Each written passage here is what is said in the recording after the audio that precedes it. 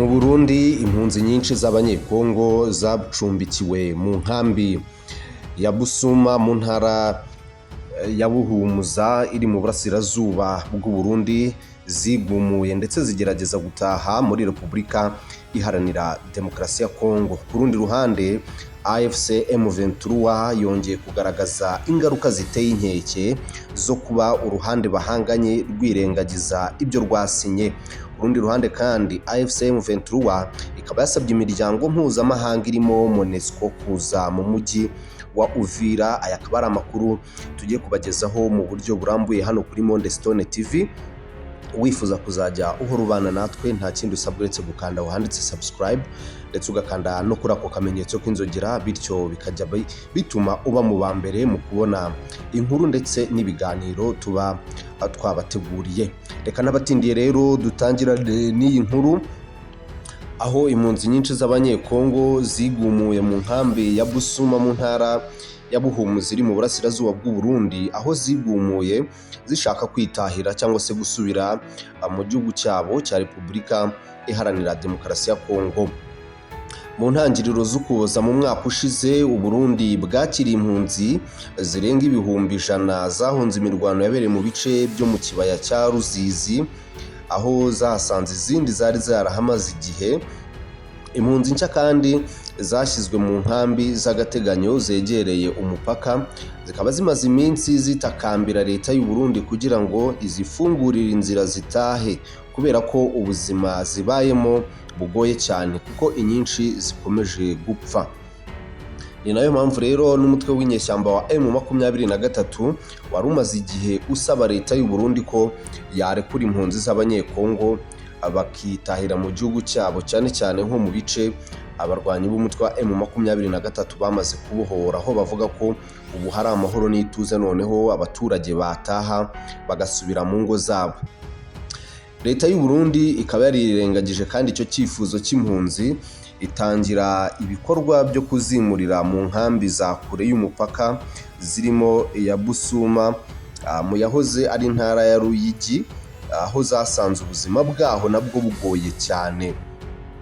Ishami ry'umuryango w'abibumbye rishinzwe impunzi HCR riherutse gutangaza ko impunzi 53 z'abanyekongo zapfiriye mu Burundi, harimo 25 zishwe na kolera ndetse 3 zishwe no kubura amaraso, izindi zicwa n'ibibazo biterwa n'imirire mibi. Nyuma yo gutakamba ariko leta y'u Burundi n'abafatanyabikorwa bayo ntibumve, impunzi nyinshi z'abanyekongo zari mu nkambi ya Busuma zayisohotsemo zitangira urugendo rw'amaguru zerekeza mu gihugu cyabo.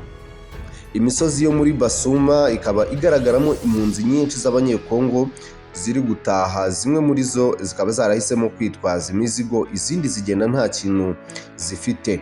Umwe mu banyekongo bafashe amashusho agaragaza izi mpunzi zitahagize ati basize imizigo bari kwiruka bavuga ko barambiwe ubuzima bwo mu nkambi baratashye. Abantu bacu bari kugenda n'amaguru, ntituzi niba barenga kuri leta y'u Burundi. Undi yagize ati abantu bari kwigaragambya hano ni mu nkambi ya Busuma, barasaba ibiryo ndetse n'amazu yo kubamo. Hari amakuru kandi avuga ko polisi y'u Burundi yahagaritse impunzi z'abanyekongo zavuye muri iyi nkambi, aho rwari urugendo rurerure kuko kuva muri Busuma ari kure cyane y'umupaka uhuza Burundi ndetse na Repubulika Iharanira Demokarasi ya Kongo. Ku rundi ruhande kandi umutwe wa M23 ukaba wongeye kugaragaza ingaruka ziteye inkeke zo kuba uruhande bahanganye rwirengagiza ibyo rwasinye. Ihuriro Alliance Fleuve Congo cyangwa se AFC M23 rirwanya ubutegetsi bwa Repubulika Iharanira Demokarasi ya Kongo rikaba ryongeye kugaragaza ko uruhande bahanganye mu mirwano rukomeje kurenga ku masezerano y'Idoha, aho rwohereje indege zitagira abapilote zigashwanyaguza bimwe mu bikorwa byo muri Uvira ndetse zikanahitana ubuzima bw'abaturage. Ni ibyatangajwe n'umuvugizi wa AFC M23 mu bya politike Lawrence Kanyuka, aho yavuze ko ibi bitero by'indege zitagira abapilote drone byabereye mu gace ka Uvira Lawrence Kanyuka watangiye avuga ko ubutegetsi bw'i Kinshasa bukomeje kurenga ku masezerano yo guhagarika imirwano. Yavuze ko biriya bitero byabaye ku manywa y'ihangu ku itariki 14 Mutarama saa 8 ndetse n'iminota 20. Yagize ati indege zitagira abapilote z'abarwanyi b'impuzamugambi z'ubutegetsi bwa Kongo zateye ibisasu ku cyambu cya Karundu muri Uvira, bitera kwangirika gukomeye kw'ibikoresho ndetse binahitana ubuzima bw'abantu. Lawrence Kanyuka kandi wanagaragaje amafoto y'ibikorwa byangijwe na biriya bitero bya drone za FARDC n'abambari bayo.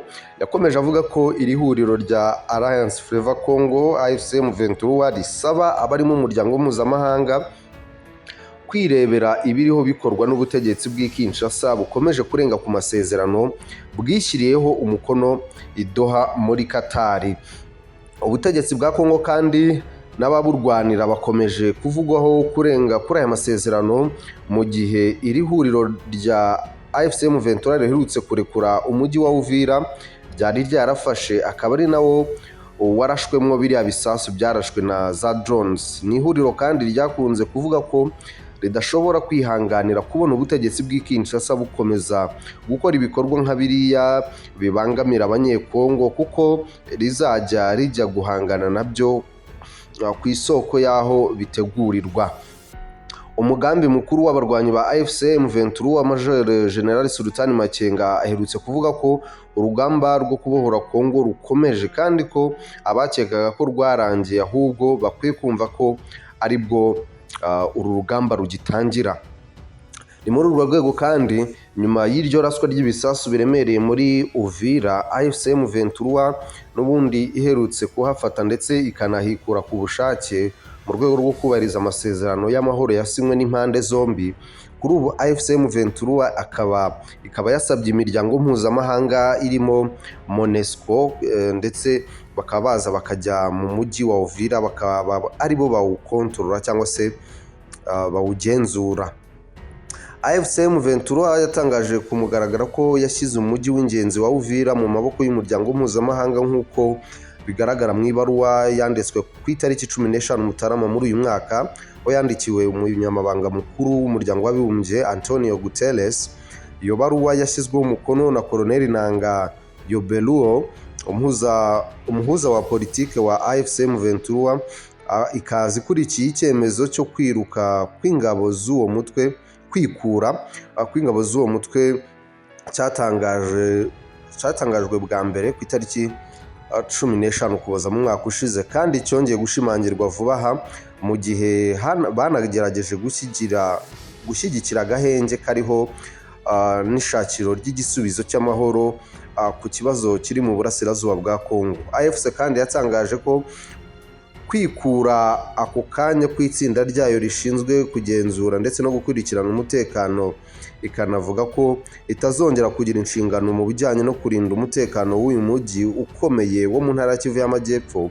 Uwo mutwe usaba umuryango mpuzamahanga by'umwihariko ingabo za MONUSCO kohereza vuba ingabo zidafite aho zibogamiye mu by'ukuri zigamije kurinda abasivile nta vangura, kubungabunga amahoro ndetse no kwizeza umutekano w'abaturage. Iyo baruwa inaburira ku bibazo bishobora guterwa n'impande zitari mu bashyizeho umukono ku masezerano y'amahoro, barimo ingabo z'u Burundi, umutwe w'iterabwoba wa FDLR, imitwe ya Wazalendo ndetse n'abarwanyi ba Nyakabyizi bashyigikira FARDC.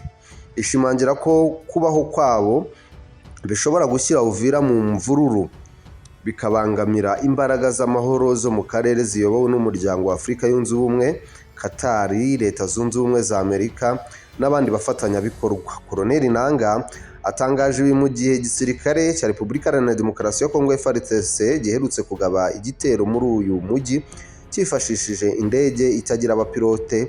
Icyo gitero kigahitana abaturage b'abasivile. Ngayo nguko rero ayo ni amakuru y'ibiri kuvugwa biturutse muri Repubulika Iharanira Demokarasi ya Kongo.